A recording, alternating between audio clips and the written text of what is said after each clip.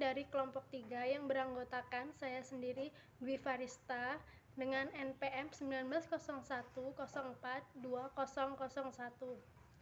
Selanjutnya ada rekan saya, Nanda Roisatul Hidayati, dengan NPM 1901041007. Dan rekan saya, Lutfia Eviana, dengan NPM 1901042001. Baik, di sini kami akan melaporkan hasil observasi untuk memenuhi tugas mata kuliah kewirausahaan dengan dosen pengampu Ibu Aneka MPD. Laporan observasi yang pertama yaitu tentang Lampung Etnik. Lampung Etnik ini terletak di Jalan Raya Sekampung, Desa Sumbergede, Kecamatan Sekampung, Kabupaten Lampung Timur. Tepatnya itu di belakang Pasar Sekampung. Lampung Etnik ini merupakan usaha yang berbasis socialpreneur yang fokus pada pengembangan potensi kebudayaan, yakni Tapis Lampung, dengan melibatkan masyarakat sebagai mitra produksi yang utama. Program goalnya terbentuknya sentra pengembangan industri kreatif Tapis Lampung di Lampung Timur sebagai pusat edukasi dan pengembangan kebudayaan berupa desa budaya pada tahun 2025.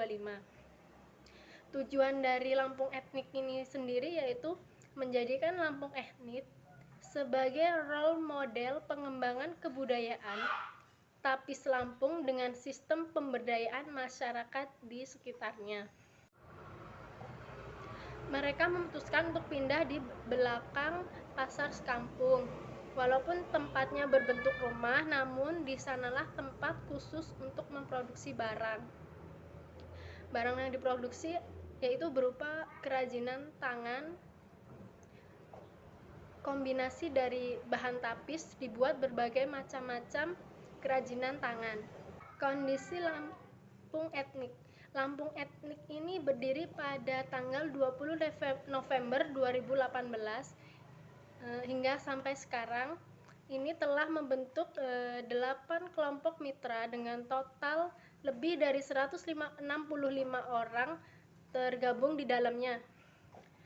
Yang merintis usaha tersebut ialah Ibu Qoriatul Hayati dan Bapak Imam Basuki.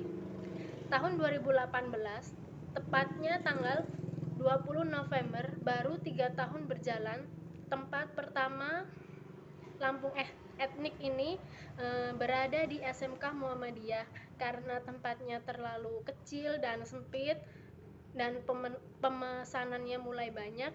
Jadi mereka memutuskan untuk pindah di belakang Pasar Sekampung. Walaupun tempatnya berbentuk rumah, namun di sanalah tempat khusus untuk memproduksi barang. Barang yang diproduksi yaitu berupa kerajinan tangan, kombinasi dari bahan tapis dibuat berbagai macam-macam kerajinan tangan.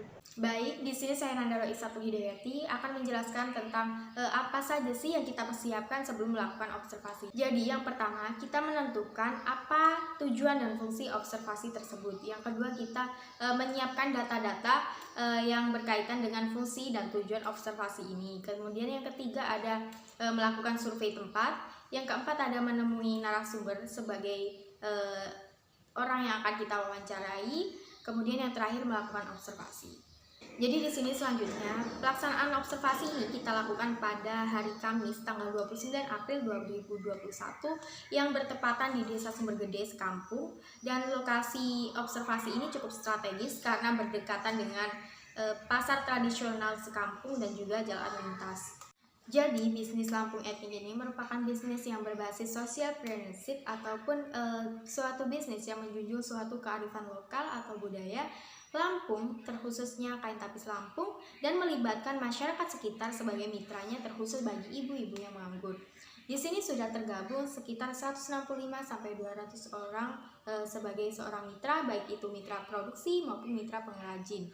Nah, kenapa sih di Lampung Etnik ini memproduksi banyak sekali barang-barang yang berbahan dasarkan tapis seperti kotak tisu, baju, hoodie, gantungan kunci, bunga, peci, dan lain sebagainya? Karena pada zaman dulu itu sejarahnya kain tapis itu hanya bisa digunakan oleh petinggi-petinggi yang memiliki jabatan ataupun suatu masyarakat yang memiliki keturunan yang asli dari suku Lampung.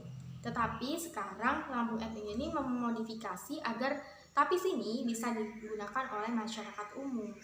Jadi di Lampung Etnik ini membuat atau memproduksi barang itu yang lebih ke umur milenial atau fashionable, mengikuti tren itu. Kalau bahasa anak sekarang itu hits gitu.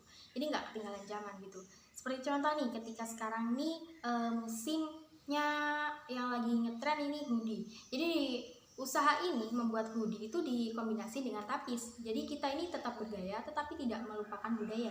Ini merupakan salah satu contoh hasil karya anak bangsa yang tidak melupakan hasil karya agar kita ini tetap menjaga budaya kita gitu. Kemudian di sini proses pemasarannya itu tidak hanya di marketplace, tetapi juga di market digital ataupun seperti di Shopee, Lazada, IG Ads, kemudian Facebook Ads dan lain sebagainya. Nah, proses pemasarannya ini tidak hanya di seluruh dunia dari Sabang sampai Merauke, bahkan usaha ini telah dikenal di pasar mancanegara gitu kan. Jadi kita sebagai anak bangsa harus bangga gitu karena hasil budaya kita ini dikenal oleh negara lain gitu. Di sini saya juga ada contoh produk dari Lampung Etnik, yaitu gantungan kunci yang berbahan dasarkan dari kain perca sisa pembuatan hoodie, baju, peci, dan lain sebagainya. Jadi di Lampung Etnik ini kain percanya ini tidak dibuang secara sia-sia. Mereka mengkreasikannya ke dalam bentuk seperti gantungan kunci ini ataupun bunga. Jadi mereka benar-benar memanfaatkan bahan-bahan yang ada di sekitar, tidak membuangnya secara sia-sia seperti itu.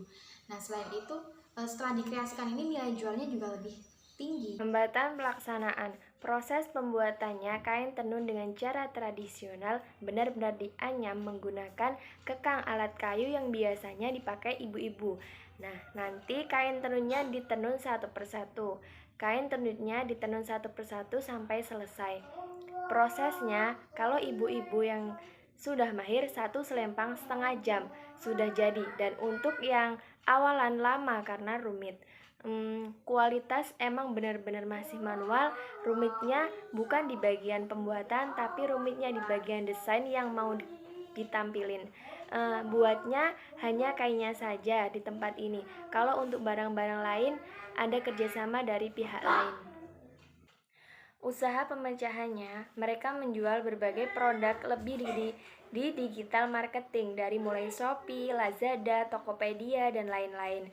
Selain ada fisiknya, juga ada online-nya, tapi lebih ke digital dan lebih terkenal di luar karena lebih besar di dunia online. Jadi kesimpulannya, Lampung Etnik merupakan usaha berbasis socialpreneur yang fokus pada pengembangan potensi kebudayaan yakni tapis Lampung, dengan melibatkan masyarakat sebagai mitra produksi utama. Di sana memproduksi barang yang lebih ke umur milenial. Mereka mengikuti tren fashion terkini dan tetap bergaya tetapi tidak melupakan budaya. Semua usia bisa memakai dari yang muda sampai tua. Contohnya seperti paci khas Lampung yang telah dikombinasikan dengan motif tapis sehingga lebih otentik. Masih banyak lagi produk yang dikeluarkan seperti hoodie unisex, kombinasi tapis yang bisa digunakan oleh pria atau wanita. Setiap bulannya, usaha ini selalu launching produk terbaru, produk terupdate pada edisi Lebaran Muslim Long Outer. Jadi dari semua umur, dari anak-anak juga ada yang memang khas didesain untuk edisi Lebaran dan bisa juga dipakai pada acara-acara formal. Saran dari kami, semoga kedepannya usaha Lampung Etnik ini semakin maju sampai go internasional dan merekrut anak-anak muda di sekitarnya agar dapat membantu mengurangi jumlah pengangguran di Indonesia. Terima kasih, apabila ada salah kata kami minta maaf, semoga bermanfaat. Akhirul kalam, wassalamualaikum warahmatullahi wabarakatuh.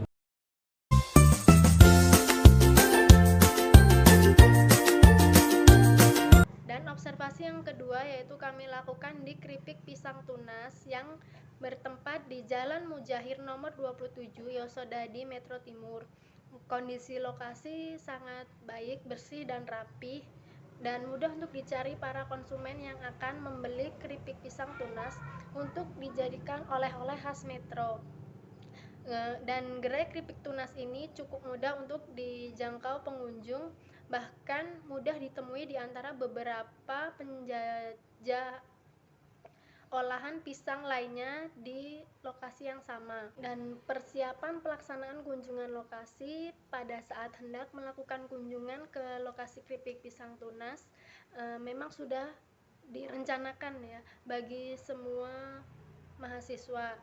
Tapi bagi saya dan teman-teman, saya pun juga sudah siap untuk melaksanakan kunjungan tersebut agar hasil dari kunjungan yang didapat dengan baik. Dan persiapan untuk memberikan kenang-kenangan memang belum siap, jadi saya dan teman-teman harus membeli dan membuat kenang-kenangan terlebih dahulu. Setelah sudah siap, saya dan teman-teman baru menuju ke lokasi pembuatan keripik pisang tunas.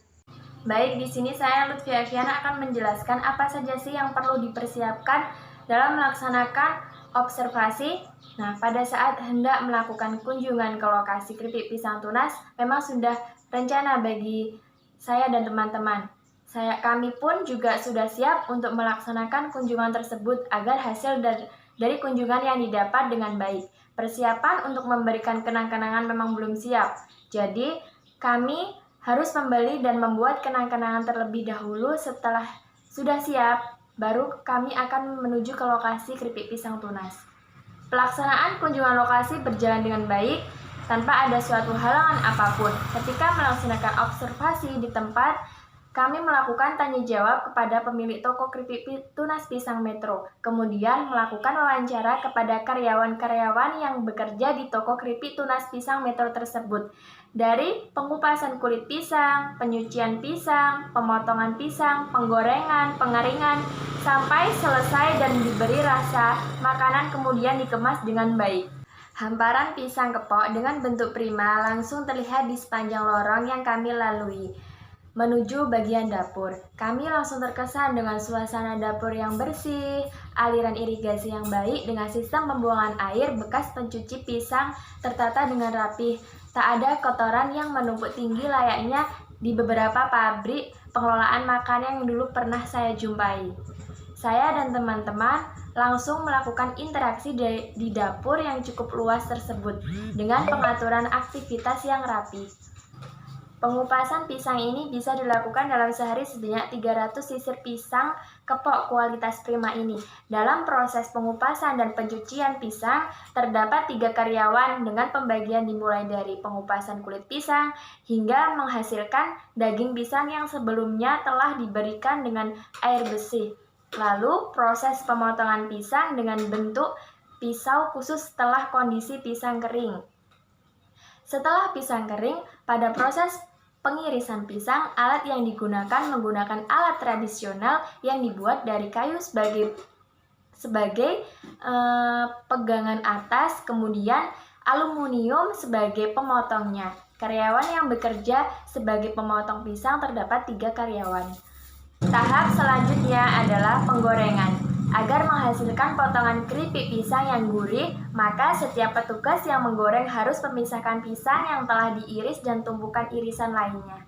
Hal ini dilakukan untuk meminimalisir irisan pisang lekat satu sama lainnya. Melihat proses penggorengan, kami kagum akan kebersihan dapur keripik pisang tunas. Kompor-kompor yang berjajaran bersih dengan dinding keramik yang terjaga dari lumut yang kerap lekat pada dinding dapur. Kemudian, tata cara penggantian minyak yang telah dipakai dalam proses penggorengan berkali-kali sehingga higienis, rasa, dan hasil warna dari proses penggorengan keripik tidak terlalu pekat. Pada saat proses penggorengan terdapat 10 tempat penggorengan. Minyak terus diganti dengan minyak baru dengan proses memutar dari penggorengan satu ke lainnya. Limbah minyak goreng yang sudah lama akan dibuang dan tidak didaur ulang kembali.